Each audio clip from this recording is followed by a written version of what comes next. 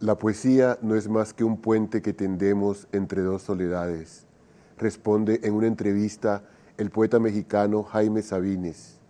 Un puente hecho de palabras, de una materia tan tenue que no se puede ver, pero por donde cada soledad puede hacer el viaje de ida y de regreso hasta el otro. Un puente siempre disponible que va de uno al mundo que nos reclama. Les damos nuestra fraternal bienvenida a esta nueva lectura de poemas del 33º Festival Internacional de Poesía de Medellín en su modalidad virtual. En esta ocasión intervendrán la poeta Etenat Awol de Etiopía y Paul Liam de Nigeria. África siempre en el corazón. Les habla Jairo Guzmán. El 33º Festival Internacional de Poesía de Medellín cuenta con el apoyo de la Alcaldía de Medellín, su Secretaría de Cultura Ciudadana y el Ministerio de Cultura de Colombia, Programa Nacional de Concertación Cultural. El poeta marroquí Abdelatif Lahabi afirma que un poeta tiene un deber de exilio, es decir, que debe estar exiliado porque si se queda encerrado en su propia sociedad, corre el riesgo de encontrarse encarcelado. El poeta es quien intenta romper las barras o cadenas de cualquier prisión. Ese exilio, sin embargo, no lo asume como una calamidad. En él ha encontrado la posibilidad de perderse y encontrarse a sí mismo y a los otros. Dicho deber, como lo llama también, ha estado desde siempre en la base del intercambio entre culturas. Siempre es alguno el que da el primer paso, el que atraviesa la frontera de lo propio, de lo conocido, y lleva con él la apertura a aceptar lo distinto y a compartir lo propio en el gozo de la libertad del que da y recibe.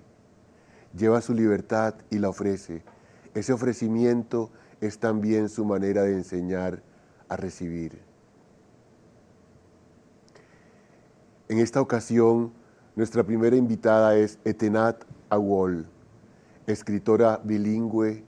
Nació y se crió en Kutaber, Wollo, Etiopía, en 1996. Se formó como periodista y trabajó en la academia, desarrollo de contenido y consultoría. Ella es entusiasta en el uso de obras literarias para explorar y comprender diferentes facetas de la experiencia humana. Alternando entre amárico e inglés, su poesía abarca una exploración imaginativa y estimulante de temas que van desde las cuestiones metafísicas del significado, Dios, el tiempo y el amor, hasta la casualidad de los momentos cotidianos. Etenat considera que la poesía no es solo una salida creativa, sino una forma de dar sentido al mundo en diversas alternativas. Ella afirma que es un proceso refrescante de volver a examinar las experiencias de la vida, descubrir recuerdos y descubrir verdades ocultas en detalles aleatorios, ordinarios. Etenat hizo su debut editorial contribuyendo a la antología amárica de cuentos Guramaile. Bienvenida, poeta, damos paso a tu palabra. Hi, Salam.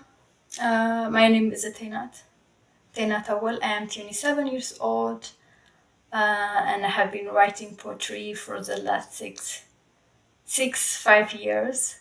I switch between Amharic and English, so I consider myself as a bilingual poet. My poetry helps me to explore or navigate the world or my questions. My big questions in life. And it also helps me to make sense my lived experiences. Our dreams are weight, contrary to our realities, to a habit I could not lift completely, like talking in darkness, like crawling back to a lullaby, like running to the water, because sometimes that is how I remember to feel.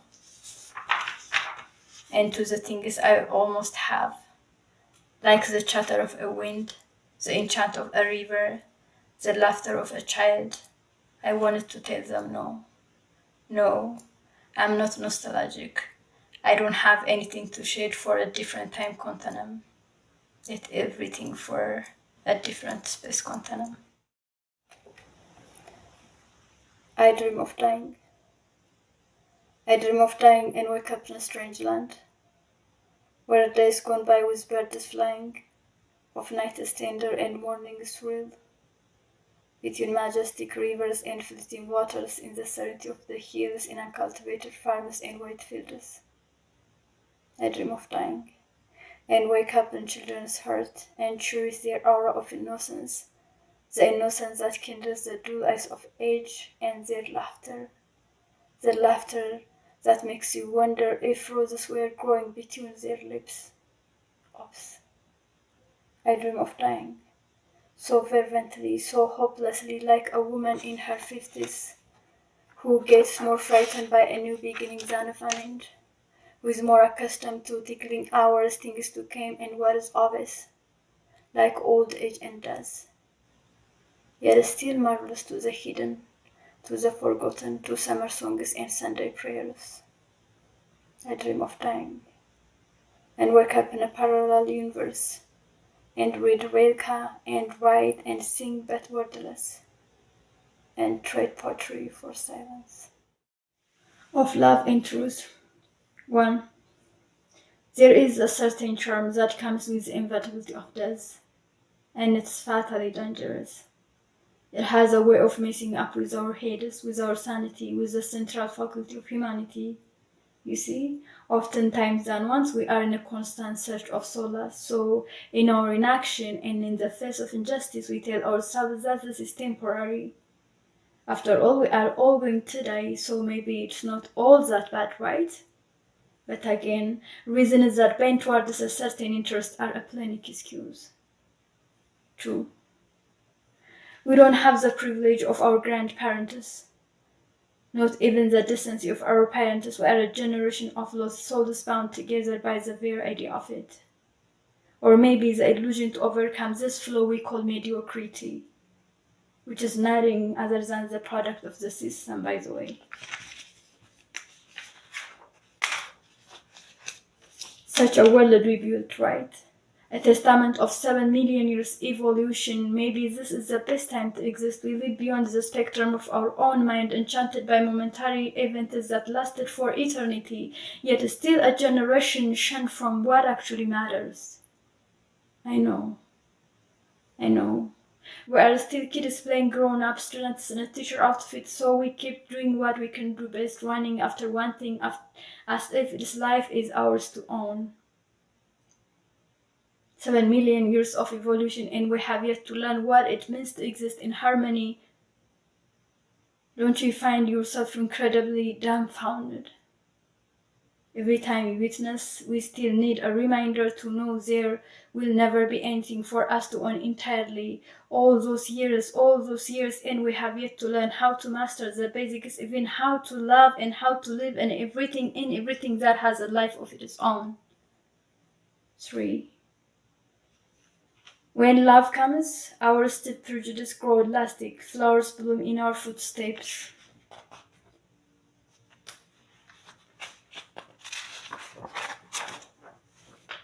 We move with the newfound compassion. Our body learns to find its rhythm in a fire, and a fire with the purest intention will heal our wounds and rekindle the heart's desire.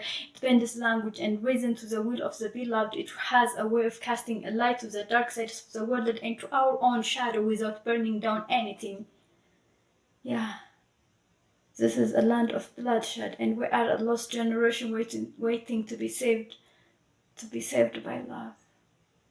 So, when love comes, our spirit and body floats with gentleness. We walk in unquestionable awareness of this universe and its making. We carry ourselves with utmost benevolence, as if we are the most precious creatures to ever set foot in this earth. But what happens when love leaves?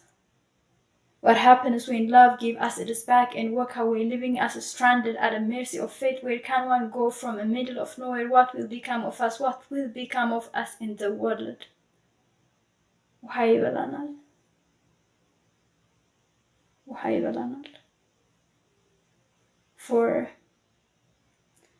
it's a sad joy follows despair, that nothing is permanent except for change.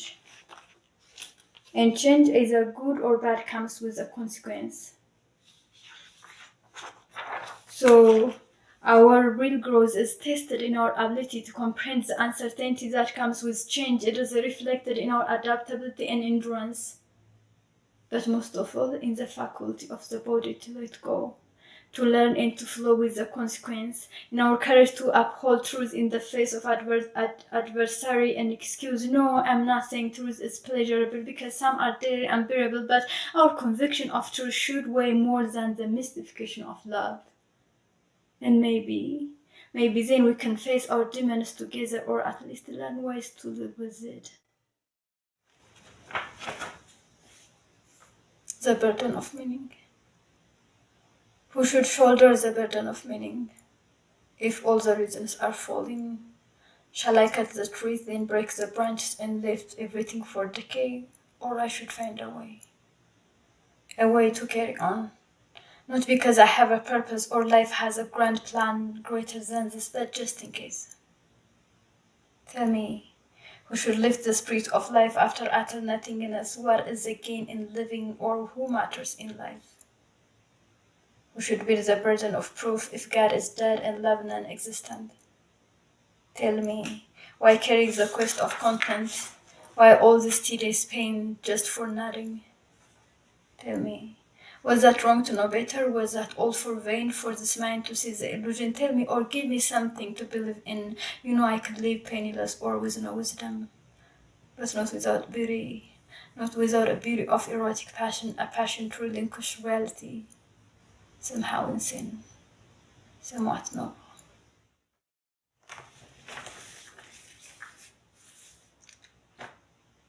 The fortunes in time. We seek a fortune in time, so we got to tell a story so unflinching.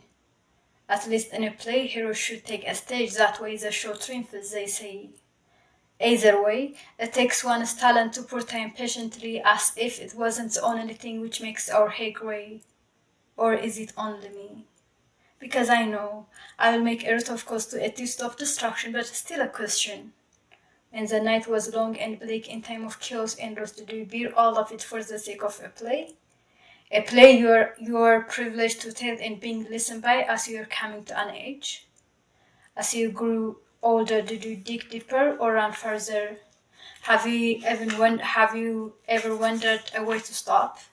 Wishing to whip out everything, but again you fail to see the difference, or you love stories so dearly and telling them even more. Even if you knew without the willingness of your memory the past would be irrelevant and human suffering would be no more, you still venture to carry the cart and pull the meat all the way here. After all, everyone had taken a chance to rewrite its own tale, so why not you as well, right? So mothers keep giving birth, priests attend burial, friends read eulogy, people live and people die. The rest keeps the tale. And we survive. Tired. I have been sleeping day and night, wandering off with non-existent, to sleep unseen to the past, to nothing, to invisibility, to the ash, to the wind.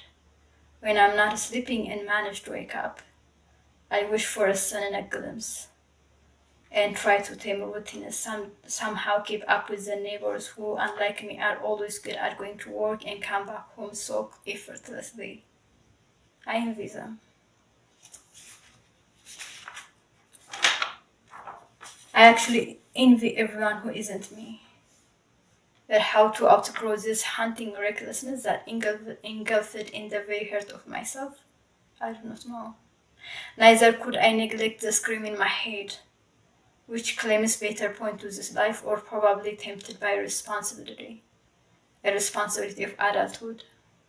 I kept sleeping, leaving everything unclosed. My foot hurts, my heart feels so heavy. Sometimes I struggle to breathe, other times my thought runs faster, like I don't have enough time to marvel into the wonders of this world, faster like this life isn't long enough for me to live it all, faster like I don't have the luxury of time to learn the important things and do my part right, faster on tracing a memoir of childhood, of a girl becoming a woman, a lullaby, a story, a flute, a boy I played with. Home, a little brother. I am tired. I am tired and my excuses could no longer save me. I am tired and there is no way to understand why anyone chooses to put up with an excruciating constant fight for a mere existence. To simply breathe, to stay alive.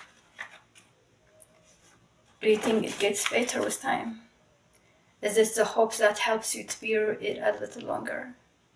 What if there is no getting better? Or worse, what if hope has become a plain war? I am tired. So tired that I wish to sleep for eternity and never wake up.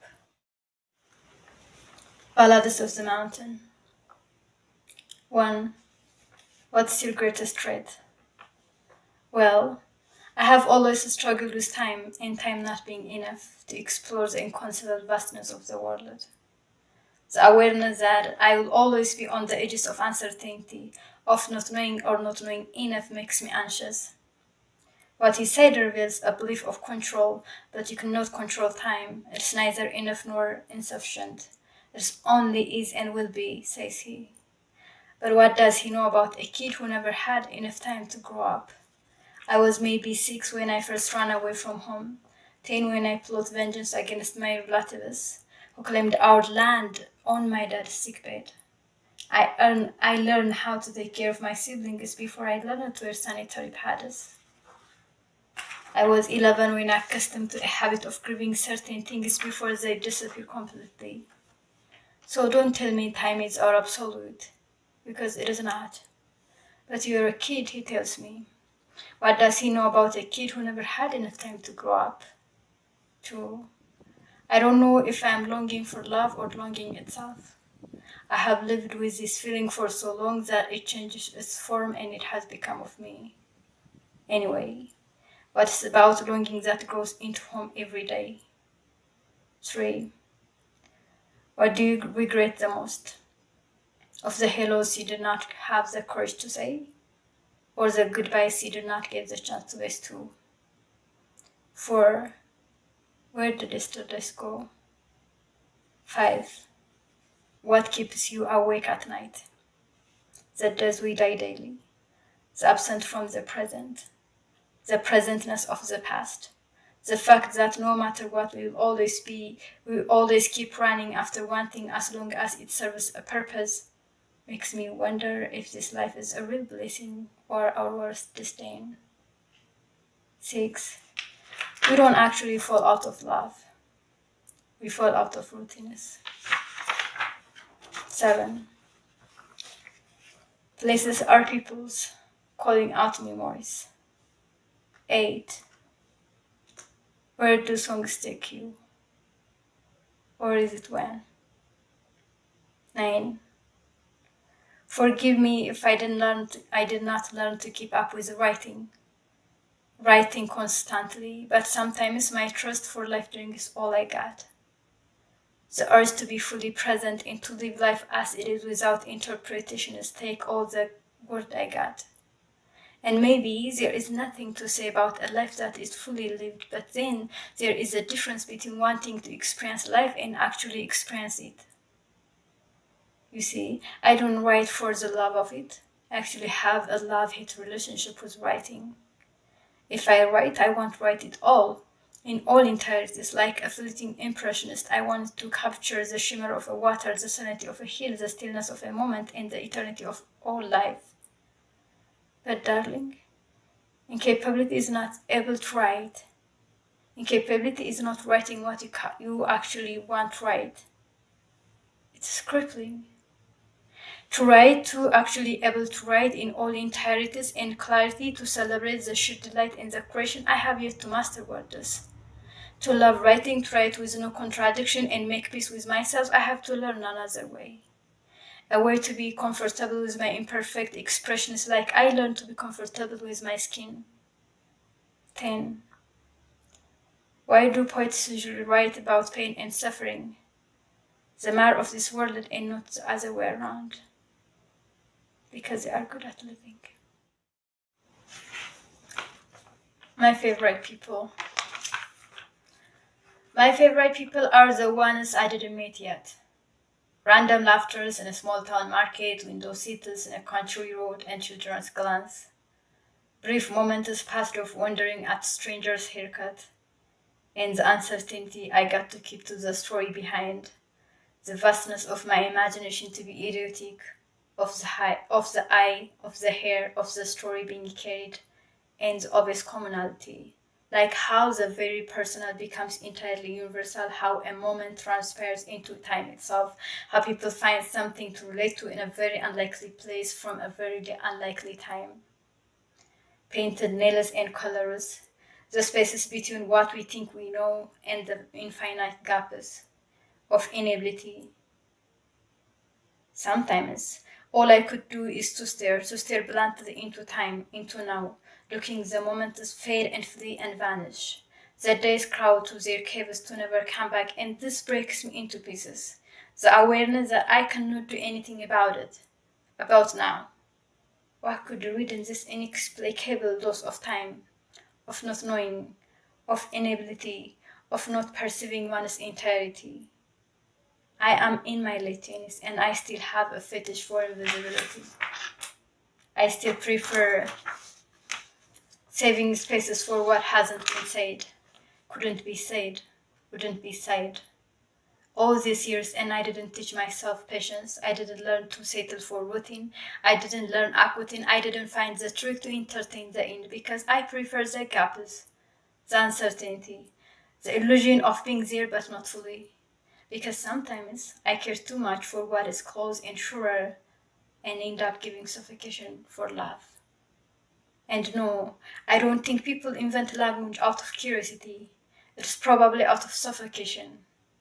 The need to relive, maybe, to find solace in being equally clueless, and all this entangled with a bunch of narrative threads, of birds flying, of prides and hopes, of meaning and value, of God and truth, of poetry and love, now becomes indistinguishable for me. Gestures. Do you love me? He asks. I don't know, said I. I don't know because I believe there are many ways to say I love you.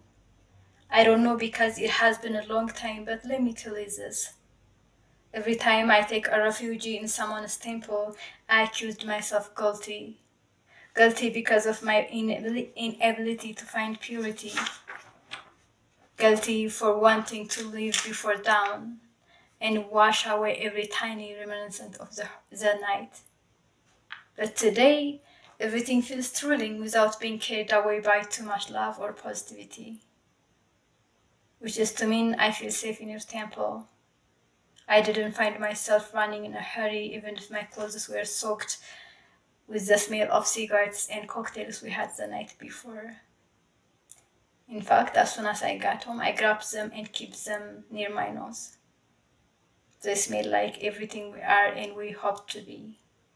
In the meantime, they belong to the laundry, but today, I only wanted to fold them intact and put them in my closet, along with the clean ones.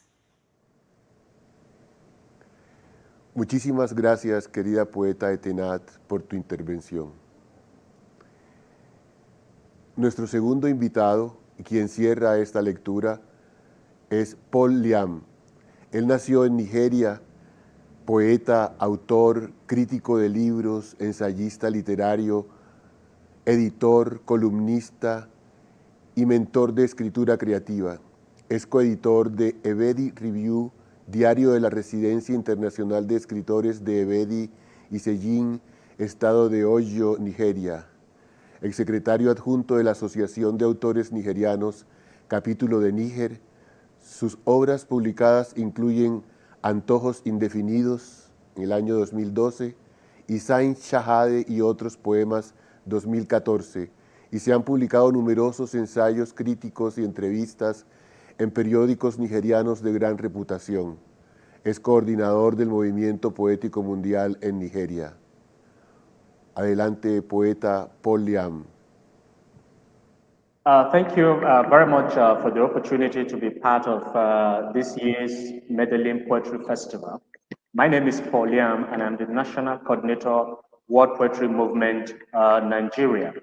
I'll be reading a couple of poems as part of my participation at this year's festival, and I hope you enjoy it. The title of the first poem I would read is Bones for Dinner. It is part of my collection, A Feast of Bones, that is yet to be published. The poem goes thus. In this ocean of gold, of greenery and squalor, wine and loins, meta toys and terrible acres, dreams decay telling tales of miscarriages, littering the streets. In this season of honey, bellies gnaw of famine night and the emptiness of need, man dies of the lack of bread. What reasons have the goats to starve when grasses live in waste? In this Jerusalem, balanced diets are eaten in dreams. We export inanities, sow ineptitude, harvest greed, and end in the grave. This country is an orphan. It is for every thief with a key. This country is an orphan, a capsized ambition, a rotten birch. Each day is a reminder of anemia locked behind noblest doors, hunger advertised on starved dimples of children, strife in the sagging sighs of trodden women, hapless men stagger home in drunken fragrance laden with empty pockets of pledges. Today's dinner is different from yesterday's familiar days. Their eyes convey in silence bones for dinner is the laborer's plague. This is the fate of men, nursed by wrinkled mothers. In this masquerading scourge, the masses scramble for bones in leftovers flung from skyscrapers. Penury is the regalia. Rejects adorned to temples of greed, with holy testimonies beneath armpits, craving for salvation hidden in their hearts, seeking interception from apostles of lust, mothers of greed and sodomy, enslaved to sliver lies and misapplied creeds. Each election is Christmas for the poor, swapped with smiles of the oppressed. Peasants harvest pieces of laughter, whose reading escapes remembering.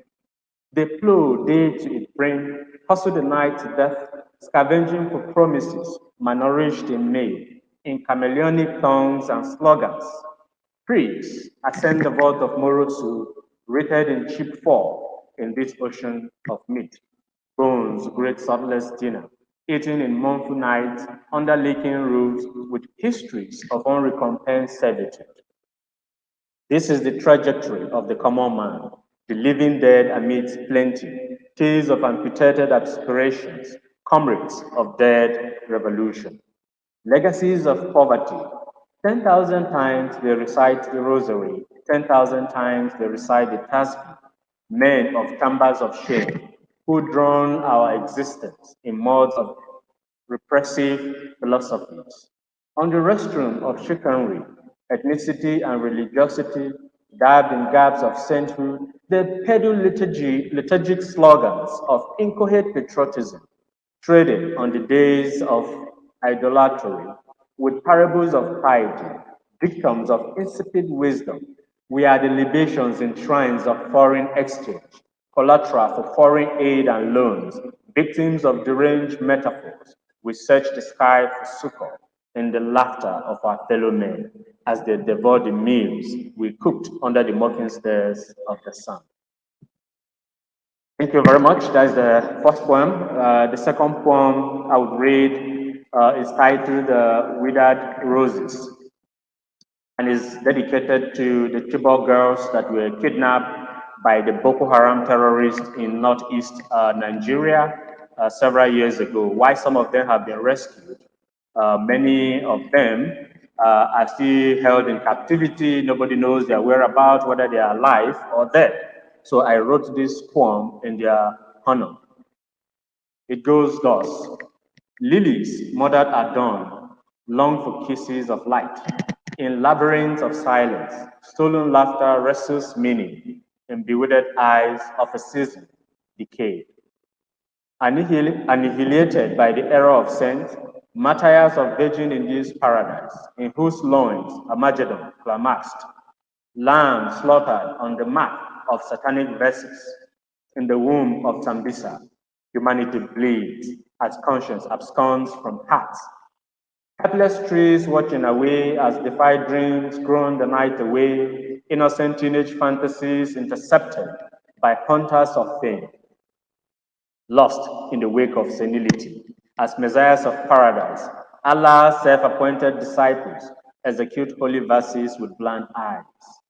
Awakened, lost in meekless loins of children, of deranged mothers and grief-stricken fathers and a wandering nation. From the bushes emerge bearers of new names, dumbfounded by a world that buries our dead in gold coffins and cufflinks, Armani suit and Gucci shoes, while her living daughters laugh to death. Chibok is a metaphor that smears our white conscience, the evidence of a sinking ship, captained by ebbing wisdom. Be warned, this nation is a den of thousand Hitlers. The end is the beginning. The nation is a prosaic tale of child mothers adopted by Allah's self-appointed warriors of faith. Will heaven look upon us with clemency, now that our judgment has come in the hands of men? Guns tugged at their sprouting chests, knives to their throats, bruised thighs flung apart, their flower withered as maternity is raped into inaudible wails. What shall we christen the orphans, strapped on the backs of child mothers? The daughters and sons of whom shall we call them? Forsaken, they return feebly to mocking ululations and customized dinner offered by the loot keepers who swap their future with bags of debino. Can they reclaim the ocean of tears buried in Sambisa? Can the waters of the Atlantic, fragrance of the world, drown the emptiness that dwells in their blood? Can they live again and excommunicate the haunting memories that owes their life hostage? This nation is a where the deafening melodies of bullets and bombs hasten children and women into empty embraces, whose stars have been burned. What happiness has a mutilated dog?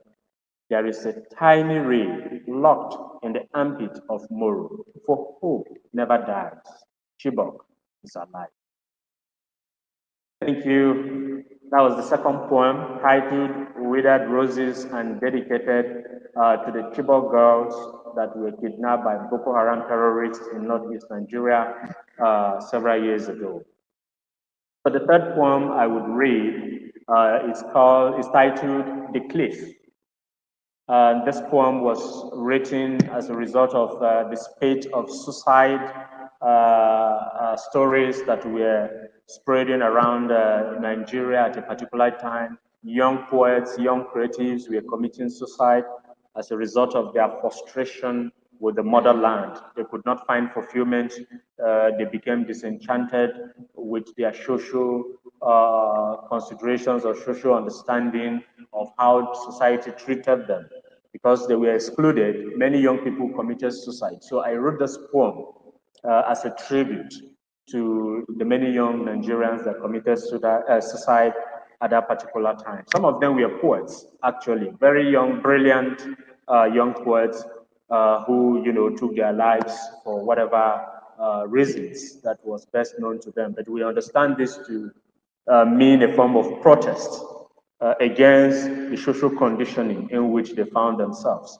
So the poem is titled The Cliff, and it goes, I am dangling on the hinges of death.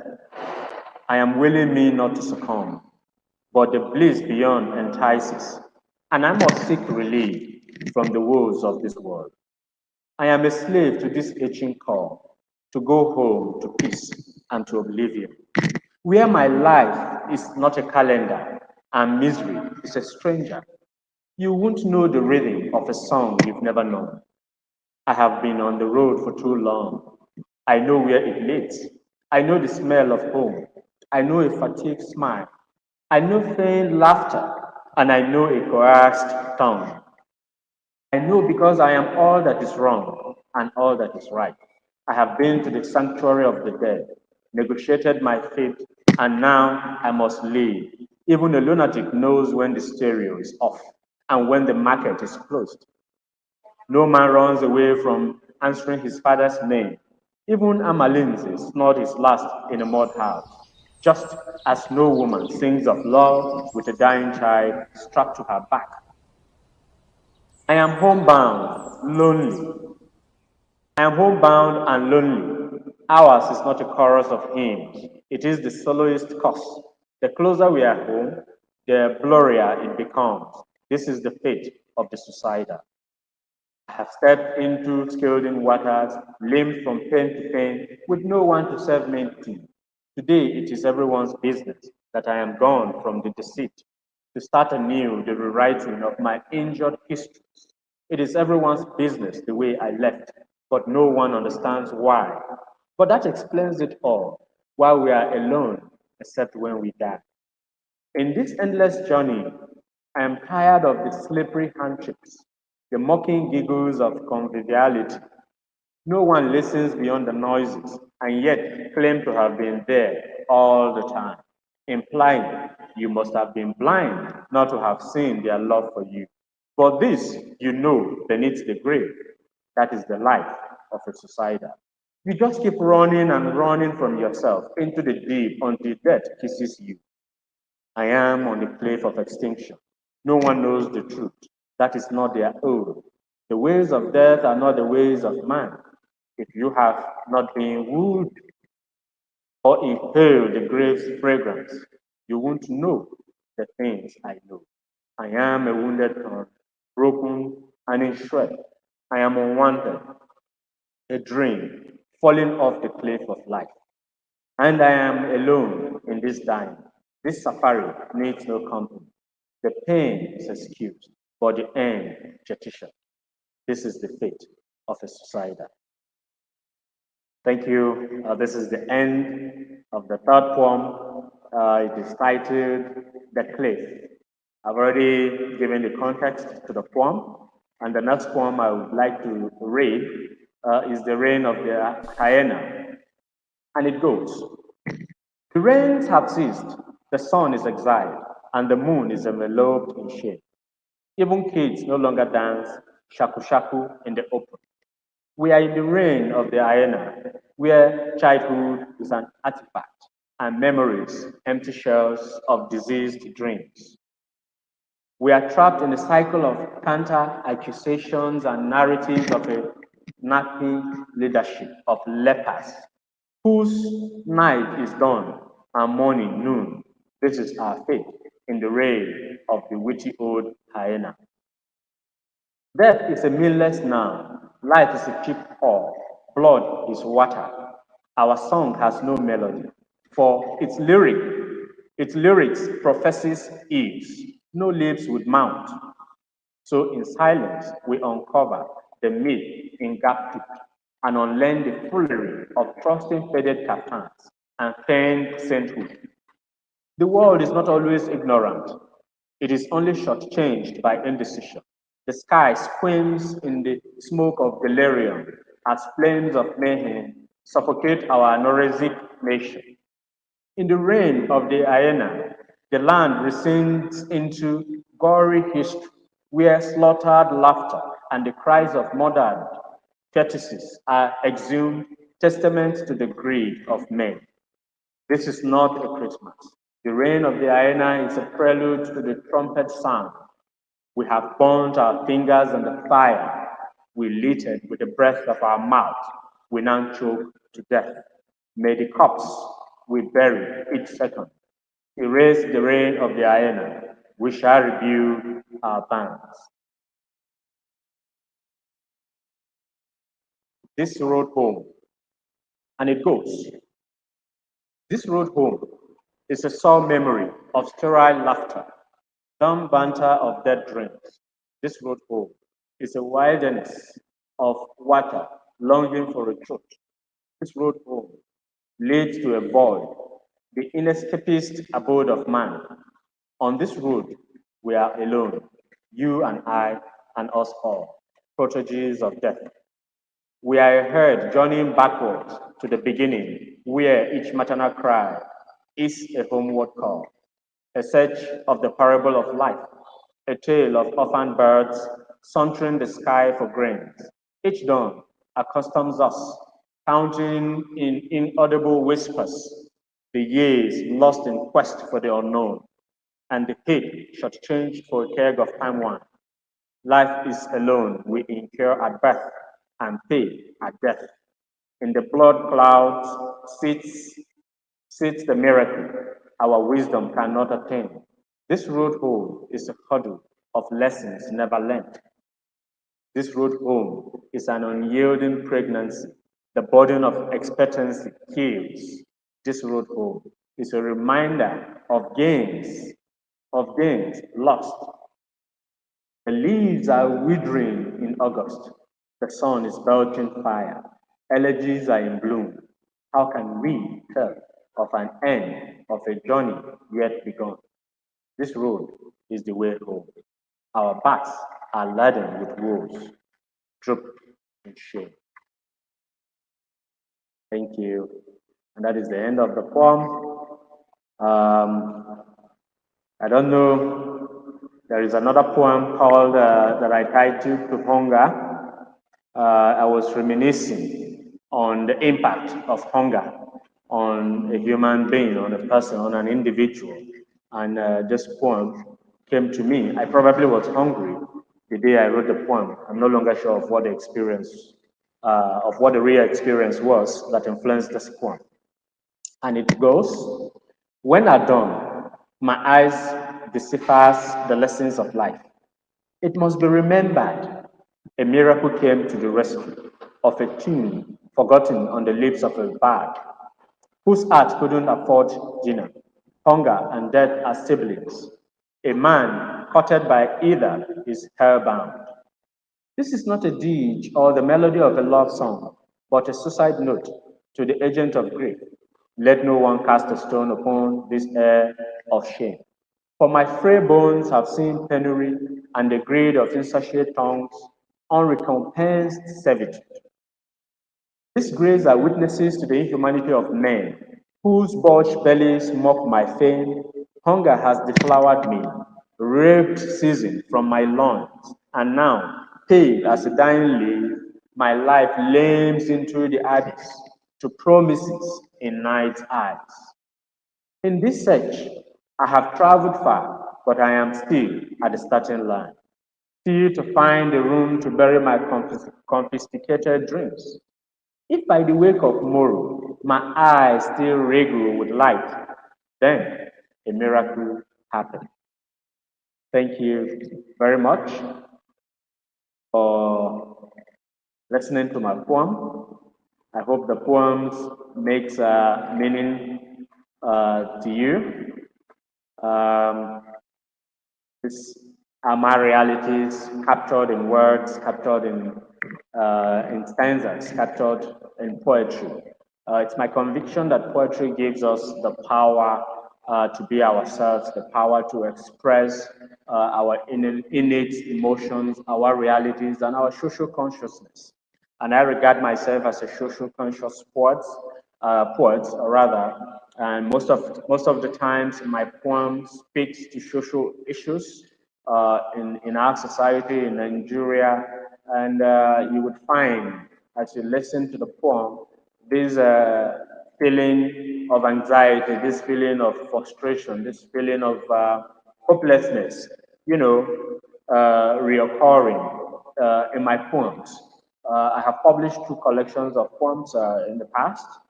This is my 3rd collection, but it's not yet published. So, but you would also find in all of the poems that they carry the same thematic preoccupation.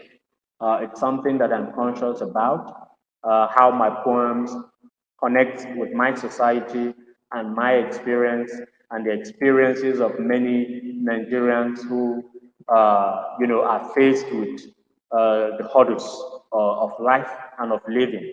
Of course, it is not only Nigeria. The world itself is engulfed in crisis, and we must speak to the issues through our poetry. So I try to do this. And the last poem that I would read is titled Blood. I hope you also can connect with it. And it goes, fingerlings swell to sip air as darkness casts umbrella of fear upon their smiles. Each night birds pain, tears, wishing kisses of laughter. Buried in hate are silence trace, carcasses in quietude. Wisdom is exile, where grief adorns justice. Blood is the appetizer in this doom. Thank you very much for your time. Thank you once again for the privilege to be a part of this year's Medellin International Poetry Festival. I am truly honored for the consideration, and I look forward to future participation in future festival as well. And I look forward to seeing your beautiful faces, hopefully in the nearest future. Thank you for the opportunity. I am grateful, and I remain Olian, the National Coordinator, World Poetry Movement, Nigeria. Thank you, and be blessed. Muchas gracias, querido poeta Paul Liam, por tu intervención. Nuestro agradecimiento también a todas las personas que han asistido a esta lectura y a quienes la siguen en diferido. Les invitamos a que asistan a la lectura programada para el día de mañana 4 de julio a las 7 de la noche, hora de Colombia, en la que intervendrán los poetas Horacio Benavides, Colombia, y Liu Xunfu, República Popular China. Recordarles que el próximo sábado 8 de julio a las 4:30 de la tarde se realizará la inauguración del 30º Festival Internacional de Poesía de Medellín en su modalidad presencial. La programación se irá hasta el 15 de julio y la programación la pueden consultar y descargar en www.festivaldepoesiademedellin.org. Están fraternalmente invitados.